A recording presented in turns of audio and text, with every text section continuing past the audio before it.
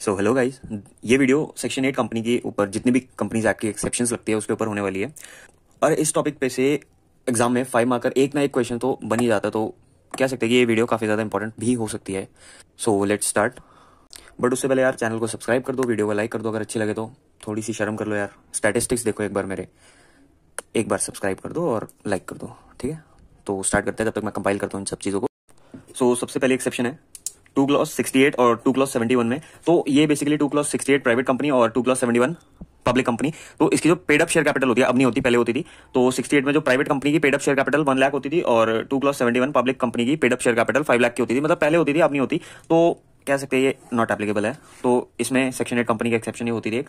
फिर उसके बाद सेक्शन नंबर 96 और subsection 8, date and time of the AGM is to be decided by the directors as decided in the previous meeting. तो AGM का जितना भी डेट और टाइम होता था वो पहले ही डिसाइड कर लिया जाता था किसी भी मीटिंग में डायरेक्टर्स के द्वारा, और उसी डायरेक्शन के ऊपर जो आपकी एजीएम होगी उसका टाइम और डेट डिसाइड होगा। फिर उसके बाद सेक्शन 101 सबसेक्शन 1, नोटिस जो है 21 क्लियर डेज में जाता है नॉर्मल कंपनीज में, लेकिन जो सेक्शन 8 कंपनी है उसके लिए 14 डेज में क्लियर नोटिस जाएगा, ठीक है। फिर उसके बाद सेक्शन 118 मिनट्स का सेक्शन होता है। तो मिनट्स का सेक्शन जो है इसके ऊपर पूरा एप्लीकेबल नहीं होगा, लेकिन जितने भी मिनट्स बनेंगे वो विद इन 30 डेज में बन जाने चाहिए। लेकिन जितना भी पूरा सेक्शन है जो मतलब मेंटेनेंस ऑफ द मिनट्स, तो वो एप्लीकेबल नहीं होगा इसमें, बाकी 30 डेज में मिनट्स बन जाने चाहिए।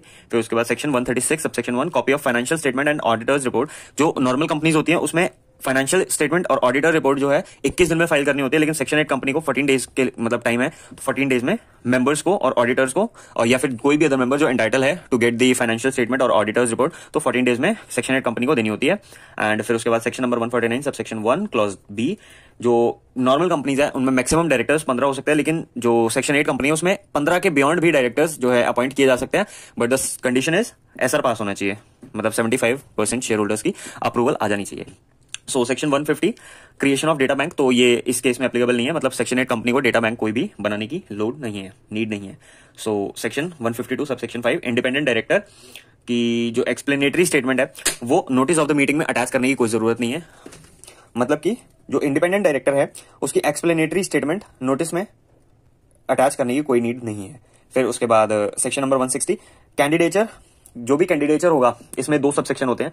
सेक्शन 160 सबसेक्शन 1, इसमें कैंडिडेचर आता है जो भी मतलब एग्जिस्टिंग डायरेक्टर के अलावा अगर कोई भी मतलब एग्जिस्टिंग डायरेक्टर के अलावा अगर कोई भी पर्सन डायरेक्टर बनना चाहता है तो उसको कैंडिडेचर फाइल करना होता है कंपनी को। और सेक्शन नंबर 160 सबसेक्शन 2 में जो वो कैंडिडेचर आया वो मेंबर्स को फॉरवर्ड करना होता है। बट इस केस में सेक्शन 8 कंपनी में कोई भी नीड नहीं है कि कैंडिडेचर जो है मेंबर्स को भेजा जाए, ठीक है। फिर उसके बाद section 173 subsection 1, numbers of board meeting. तो बोर्ड मीटिंग कितनी होनी चाहिए एक साल में, तो ये गिवन है कि मिनिमम जो है एक बोर्ड मीटिंग होनी चाहिए in each half of the calendar year, ठीक है। फिर उसके बाद 174 सबसेक्शन 1, कोरम क्या होता है। नॉर्मल कंपनीज का कोरम कितना होता है, नॉर्मल कंपनीज का कोरम होता है 2 डायरेक्टर या फिर 1/3 विचएवर इज हायर, लेकिन इसका कोरम क्या होगा 8 डायरेक्टर्स और 25% विचएवर इज हायर, ठीक है।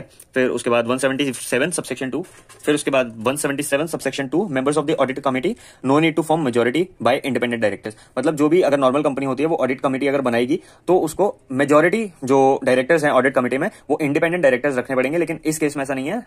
सो जो ऑडिट कमेटी बनेगी सेक्शन 8 कंपनी की, तो उसमें कोई नीड नहीं है कि मेजॉरिटी जो है इंडिपेंडेंट डायरेक्टर ही हो। फिर उसके बाद section 178 no need to form NRC committee, nomination and remuneration committee बनाने की कोई नीड नहीं है। सेक्शन 179 सबसेक्शन 3, तो इसमें एक लिस्ट दे रखी है कौन से मैटर्स जो हैं वो मीटिंग में ही by the members resolution pass करके मतलब ट्रांजैक्ट होंगे।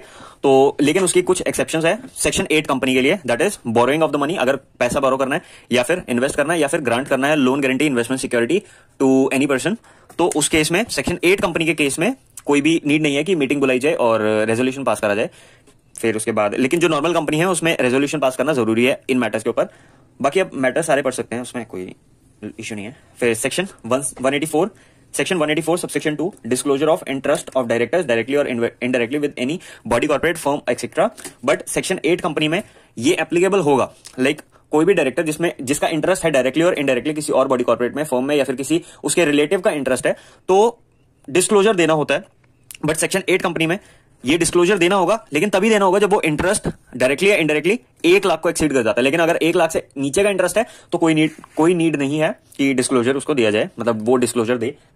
फिर उसके बाद section 189 register of matters in which directors are interested, मतलब वो मैटर जिनमें हमारे डायरेक्टर जो है इंटरेस्टेड है, तो उसका एक रजिस्टर बनाया जाता है सेक्शन 189 में।